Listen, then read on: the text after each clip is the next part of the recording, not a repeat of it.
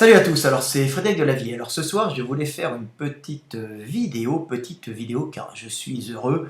Il y a eu des recherches scientifiques qui ont été faites récemment, alors elles m'étaient passées devant sans que je les voie et là on me les a envoyées, j'étais un peu en retard bien sûr, je ne peux pas tout dire.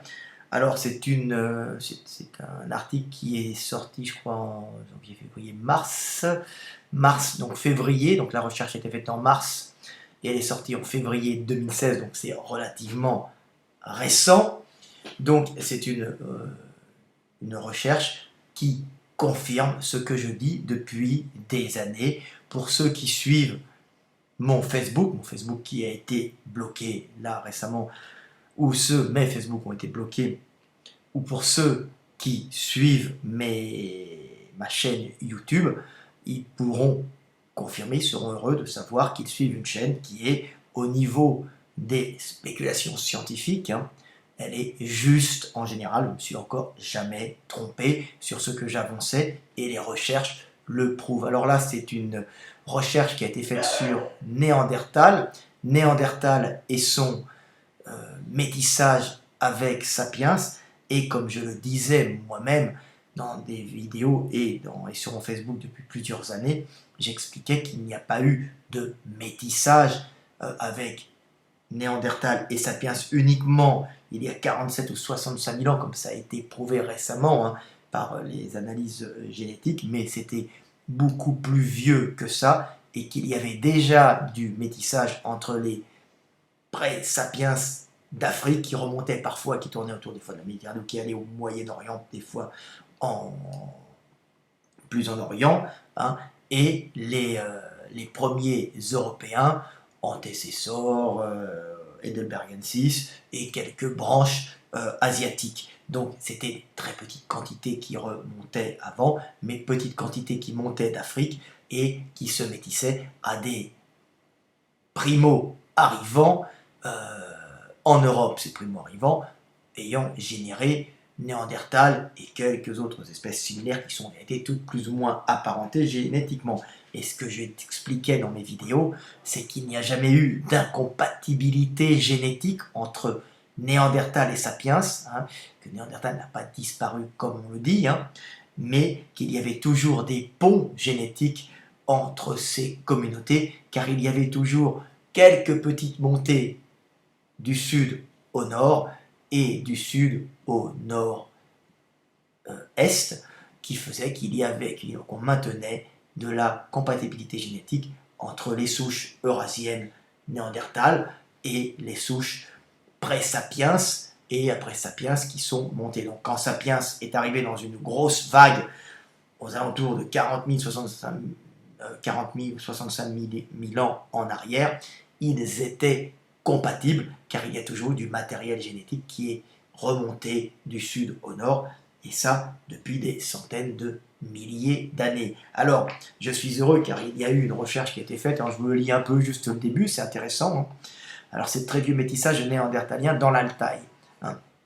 Donc ça fait plaisir parce que ça confirme tout ce que j'ai dit depuis plusieurs années, hein. Donc on peut dire que Delavier, malgré les insultes que je reçois de gens, parce que je présente souvent mes recherches d'une façon très simple, la logique pure énergétique, comme je dis toujours, pour ceux qui suivent mes vidéos, je parle toujours en évitant les termes compliqués et scientifiques, car, bien sûr, je m'adresse à un vaste auditoire. Ça ne veut pas dire que ce sont des gens bêtes, mais c'est des gens qui ne maîtrisent pas forcément un langage scientifique d'anatomiste ou de généticien. Je vous signale quand même que c'est mon métier, l'anatomie comparée, l'évolution, depuis plus de 20 ans, et que je gagne ma vie avec ça, et que les dessins qui sont derrière hein, sont des dessins que je fais pour illustrer des livres que j'écris avec mes équipes.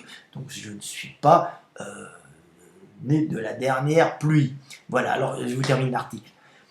Alors, juste au début, alors nous savions que les Néandertaliens ont contribué au génome des Eurasiens actuels, donc Homo sapiens, mais nous ignorions qu'avant cela, les hommes modernes avaient contribué au génome des anciens Eurasiens, donc des Néandertaliens anciens. C'est ce que vient de montrer une étude génétique réalisée par des chercheurs de l'Institut Max Planck d'anthropologie évolutionniste de Leipzig, et d'autres organismes selon lesquels, alors je crois qu'il y en a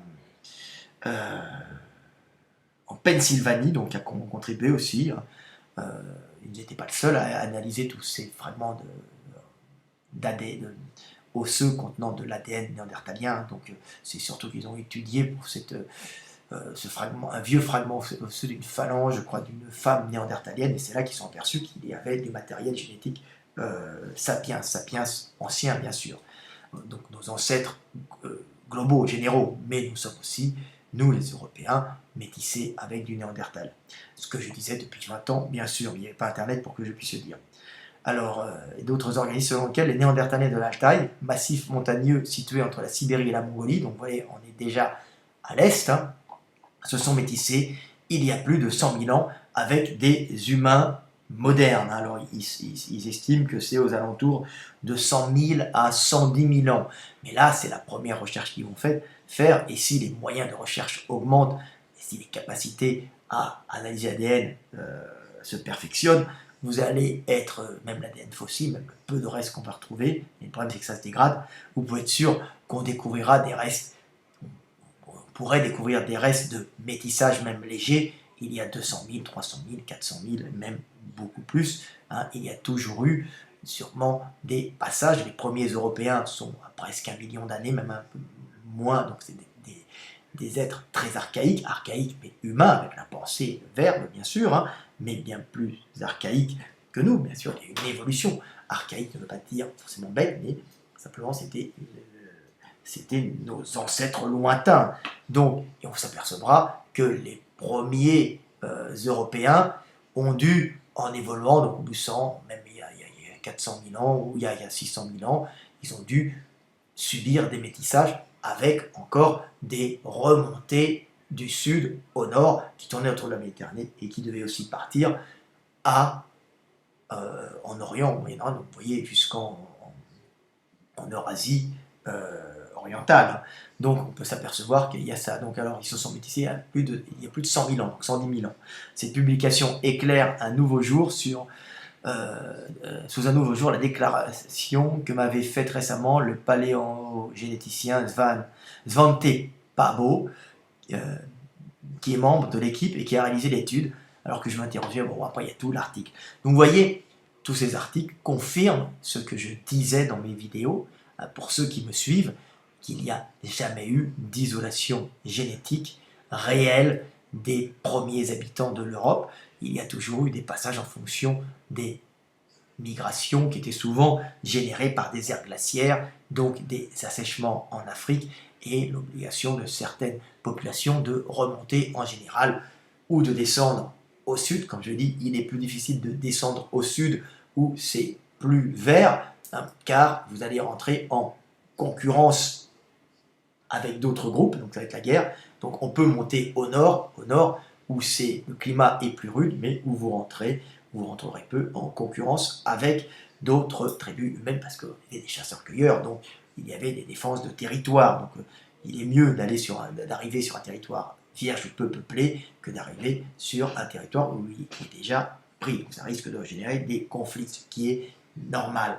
Donc c'est pour ça que les montées du sud au nord se font toujours plus lentement, en général, les montées se font toujours plutôt du sud au nord, car au sud il y a à manger, et en général c'est la surpopulation qui fait ou la famine qui fait qu'on va remonter au nord, climat moins agréable, tout simplement. Donc on monte très très lentement et en petit nombre. Si vous voyez la différence quand les Indiens sont arrivés il y a 17 000 ans en Amérique, ils ont fait une descente du nord au sud, et là, malgré qu'il n'y ait pas de concurrence, cette descente s'est faite en 1000 ans. 1000 ans pour traverser toute l'Amérique. Au niveau population, 17 000, 16 000, 15 000, aux alentours de 1000 ans pour l'humanité, pour descendre toute l'Amérique, donc du nord au sud. Pourquoi ? Parce qu'en fin de compte, en passant du nord au sud, déjà ils étaient mieux adaptés techniquement, car ils arrivaient plus tôt, mais aussi parce qu'ils ne rentraient pas en concurrence avec d'autres populations humaines, ils arrivaient dans de vastes espaces vierges, donc possibilité de descendre plus vite. Quand on arrivait en surpopulation mieux équipée, tout de suite les enfants les générations suivantes, une partie partait du nord au sud, et ainsi de suite.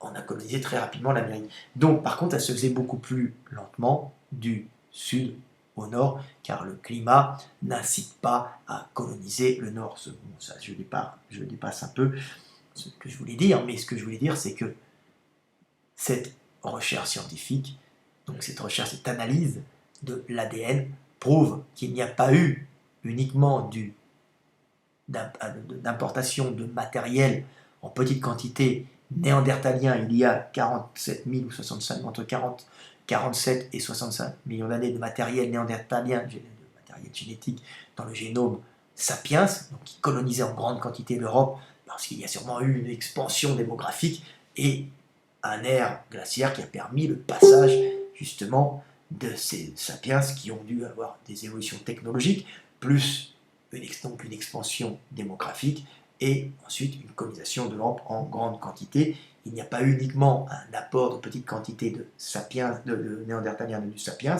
comme nous avons nous, tous les Européens, on a à peu près, les Asiatiques, entre 1,5 et 4% d'ADN néandertalien. En vérité, il y a à peu près 20% de l'ADN, enfin de variété, qui parfois peut avoir 20% de notre codage, qui peut parfois avoir du néandertalien, mais on retrouve là, on veut dire en proportion 1 à 4%, mais ça représente 20% de l'ADN général. Mais donc c'est pas tout le temps la même partie de notre ADN qui va être à ce moment-là néandertal. Donc on voit qu'il y a un peu d'apport néandertalien dans du sapiens, mais qu'il y a eu de l'apport sapiens en petite quantité dans du néandertalien. Alors les vieilles souches néandertaliennes de l'Altaï justement, ils ont analysé ça, avaient entre 1 à 7% d'ADN de vieilles souches sapiens. Donc c'est des trucs qui remontent à moins 50 000, je crois. Je me trompe peut-être un peu parce que l'article, c'était à peu près 1 à 7%. Donc on s'aperçoit qu'il y a aussi de l'apport sapiens dans Néandertal.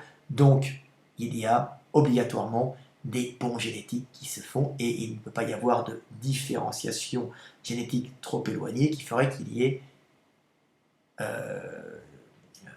non-fécondité entre les deux espèces. Donc il n'y a pas vraiment deux espèces. En fin de compte, il y a une espèce humaine et des variétés, des adaptations, des peuples qui se sont adaptés. On les appellera néandertaliens avec des types physiques et différents, des physiologies un peu différentes pour les néandertaliens car adaptés à des climats plus froids, plus rigoureux au niveau de température. Et nous avons les sapiens qui étaient adaptés à des climats plus chauds, dont on voit des types morphologiques, avec un ADN un peu différent, avec des sélections qui sont faites. Mais on voit qu'il y a de l'apport en permanence qui monte du sud au nord, petite quantité, chez les néandertaliens.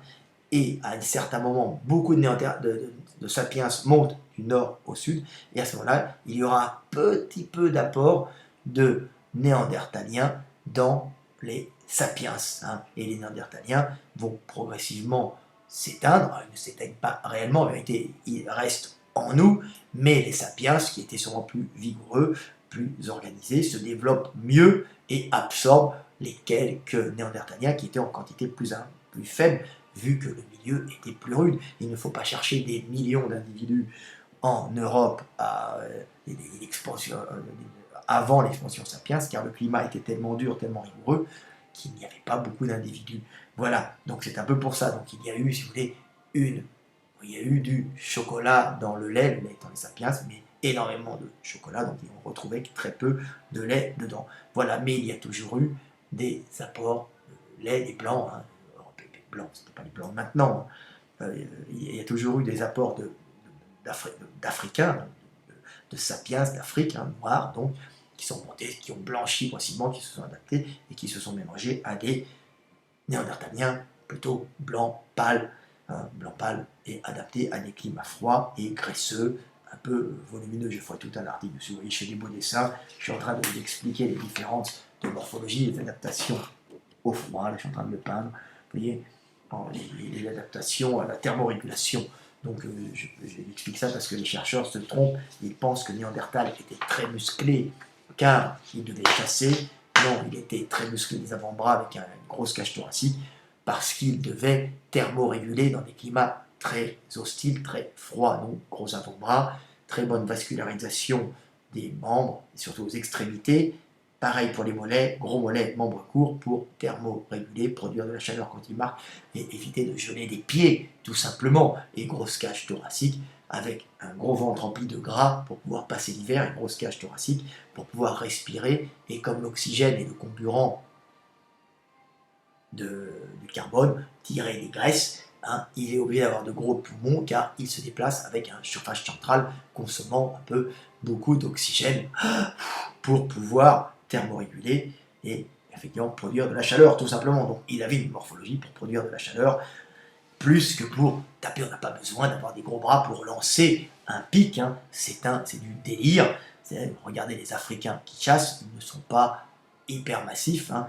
Ils ont des grands bras, il faut simplement avoir des rotations et une bonne qualité musculaire pour pouvoir, avec des outils, être des chasseurs terrifiants. Donc voilà, j'étais très content de voir ça. Alors on voit que l'ADN a voyagé dans les deux sens, hein. Il n'y a pas eu uniquement du sapiens qui est monté chez Néandertal qui était avant des montées d'Afrique, pré-sapiens, hein.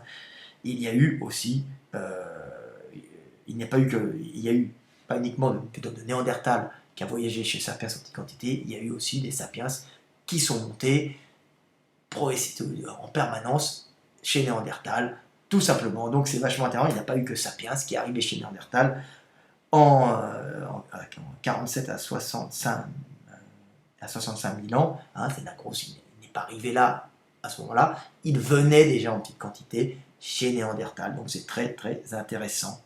Voilà ce que j'avais à dire.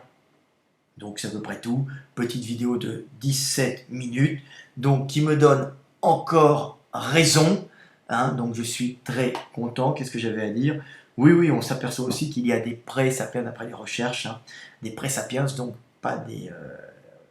on suppose qu'il y a eu, d'après les dernières recherches, les analyses génétiques, hein, qu'il y avait des pré-sapiens, on commence à percevoir qu'il y a des pré-sapiens qui étaient, et pas des néandertaliens, donc pas des vieilles souches, hein, des pré-sapiens qui sont arrivés il y a 100 à 120 000 ans en Asie, même en Chine, je crois, hein. Donc on découvre ça, il n'y a pas eu que cette arrivée sapiens il y a 60 000 ans, entre 40 et 65 000 ans, donc aux alentours des 50 000 ans, 50-60 000 ans. Donc il n'y a pas que ça, et on s'aperçoit qu'il y a eu déjà en Chine des pré-sapiens qui étaient là, et on va s'apercevoir, si on étudie encore, qu'il y a toujours eu des petites montées du sud au nord. Voilà. Les descentes étant plus difficiles, car les populations seraient rentrées en conflit. Mais il y a dû quand même y avoir des descentes. Si vous voulez, il est plus facile d'aller sur des territoires peu peuplés que d'aller sur des territoires très peuplés. Ça évite le conflit. Voilà, c'était Fred Delavier, 18 minutes 22. À bientôt, j'ai encore raison. Comme quoi, on peut avoir du muscle et de la cervelle.